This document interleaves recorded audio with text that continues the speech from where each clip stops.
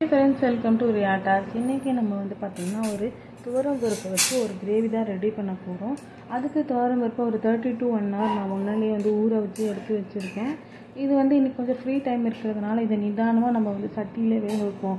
அர்ஜென்ட்டாக பண்ணால் தான் நான் வந்து என்ன பண்ணுவேன், குக்கரில் வைப்பேன். இதை வந்து அடுப்பில் வச்சுட்டு 2 இல்லைன்னா ஒரு 3 பச்சை மிளகாய் வந்து காரத்துக்கு ஏற்ப வந்து நம்ம இதில் சேர்த்துக்கலாம்.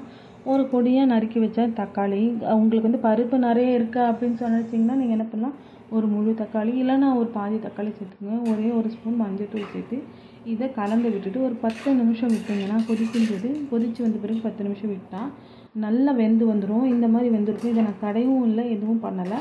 இது நல்லா வந்து பார்த்திங்கன்னா அது வந்து வேக வேக இந்த மாதிரி கன்சிஸ்டன்சி வந்திருக்கும்.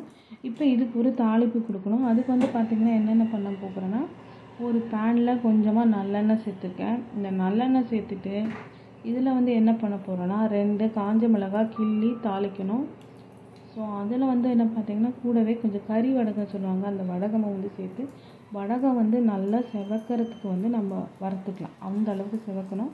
ஸோ அப்போ தான் நல்லா இருக்கும் இந்த டேஸ்ட்டாக. இந்த கீரை கடைகளை பருப்புக்கு இதுக்கெல்லாம் வந்து பார்த்திங்கன்னா வடகம் தாளித்து விட்டால் தான் நல்ல டேஸ்ட் இருக்கும்.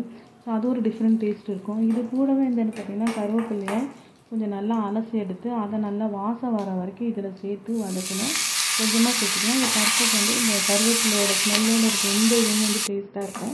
இந்த நல்லா வதக்கின பிறகு கொஞ்சம் தண்ணியோ இல்லைன்னா பருப்பு வேக வச்ச தண்ணியோ அதை சேர்த்து இதோட வந்து ஒரு கொதி வர வரைக்கும் வந்து இது கூட சேர்த்து வச்சுக்கணும். இப்போ நான் வந்து பருப்பு வேக வச்சுன்னு கொஞ்சம் தண்ணி வைக்கிறதுனால அந்த தண்ணியும் இதில் சேர்த்து நல்லா கலந்து வச்சுக்கிறேன். அப்போ தான் அதில் இருக்க எண்ணெய் எல்லாமே சேர்ந்து வந்து நம்ம பாத்திரத்தில் கொட்டும்போது வரும். ஸோ அதனால் வந்து இதையும் சேர்த்து கொஞ்சம் நல்லா இந்த கொதிப்பு வந்த பிறகு நம்ம எடுத்து போட்டுக்கலாம். ஸோ இப்போ நல்லா வதக்கி விட்டுருக்கேன். இப்போ கொஞ்சமாக தேவையான அளவுக்கு தண்ணியுமே சேர்த்துருக்கேன். ஏன்னா பருப்பு கொஞ்சம் கெட்டியாக இருந்தது. ஸோ அதனால் இது நல்லா இந்த மாதிரி கொதிப்பு வந்தது பிறகு நான் என்ன பண்ணுறேன்னா இதை கொண்டு போய்ட்டு இதில் வந்து ஊற்றி வச்சுருவேன். ஸோ இப்போ நான் இதில் வந்து வேறு என்ன ஆட் பண்ணுறேன்னு பார்த்தீங்கன்னா புளி கொஞ்சமாக இதுக்கு நடுவில் ஊற வச்சுருக்கணும். ஸோ அந்த புளியை வந்து என்ன பண்ணுங்கன்னா கரைச்சி எடுத்துக்கிறேன். ஸோ கரைச்சி எடுத்துகிட்டு அதை வந்து இதில் வந்து ஊற்றிக்கிறேன். ஒரு டேஸ்ட்டுக்கு தான், ஆல்ரெடி தக்காளி சேர்த்துருக்கோம். ஸோ அதனால் தேவையான அளவு உப்பும், இது பருப்பு. ஸோ வந்து பார்த்திங்கன்னா இதில் பூண்டும் நமக்கு வந்து பெருங்காய பொடியும் இது சேர்த்துக்கணும். நான் வந்து கறி வடகத்துலேயே பூண்டு இருக்கும், அதனால் அதை விட்டு வெறுங்காயத்தை மட்டும் இதில் சேர்த்து நல்லா கலந்து விட்டுருக்கேன். இப்போ புளியெல்லாம் சேர்த்ததுனால இது என்ன பண்ணணும், நல்லா கொதித்து வரணும். நல்லா கொதித்து வந்ததுன்னா வந்து பார்த்திங்கன்னா செம்ம டேஸ்டியாக இருக்கும். அந்த புளியோட வந்து கொதிச்சதுனால அந்த புளியோட தன்மையும் மாறி இதுக்கு ஒரு நல்ல டேஸ்ட், நல்ல நுர வர மாதிரி வந்து பார்த்திங்கன்னா கொதிக்கணும். ஸோ அதனால் புளியெல்லாம் சேர்த்து ஒரு 5லேருந்து 10 நிமிஷம் உங்களுக்கு தண்ணி தேவைப்பட்டால் எக்ஸ்ட்ரா தண்ணி வந்து சேர்த்து வந்து பார்த்திங்கன்னா இதை கொதிக்க வச்சுக்கலாம். நான் வந்து இது சாம்பாரும் கிடையாது, பருப்பு கடையும் கிடையாது, ரெண்டுத்துக்கு நடுவில் ஒரு கிரேவியாக மட்டும்தான் பண்ணுறேன்.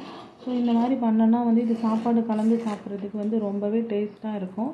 நீங்கள் வந்து வேறு எதுவும் கூட வைக்க வேண்டிய அவசியம் இல்லை. இன்றைக்கி நான் ரசம் வைக்க வேணாம் அப்படின்னு முடிவு பண்ணிட்டேன். ஸோ அதனால் வெறும் பருப்பு கடைஞ்சி வச்சா கண்டிப்பாக ரசம் வைக்கணும். ஸோ அதனால் இது ரெண்டும் சேர்த்து ஒரே மாதிரி செஞ்சுட்டோன்னா வந்து இது சாப்பாடு கூட்டிக்க ரொம்ப சூப்பராக இருக்கும். ஸோ அதனால் நான் இந்த மாதிரி வந்து பண்ணிக்கிட்டு இருக்கேன். இது வந்து ஒரே நாளில் ஒரு கிரேவியோடு முடிச்சுக்கலாம் அப்படின்னு நினச்சிங்கன்னா இந்த மாதிரி ட்ரை பண்ணலாம். ஸோ அதனால் இதை வந்து இந்த மாதிரி வந்து ரெடி பண்ணி வச்சுருக்கேன். இது வந்து பார்த்திங்கன்னா நல்லா கொஞ்சம் கொதித்து ஒன்றோடு ஒன்று சேர்ந்து வந்த பிறகு பார்த்திங்கன்னா இது சாப்பாட்டில் நெய் ஊற்றி சாப்பிட்டிங்கன்னா செம்ம டேஸ்ட்டாக இருக்கும். இதுக்கு அப்பளம் வந்து சைட் டிஷ்ஷாக போட்டிங்கன்னா இன்னும் நல்லாயிருக்கும். இல்லைனா வந்து நல்ல ஃப்ரை மாதிரி ஏதாவது வச்சுக்கலாம். தேங்க்யூ.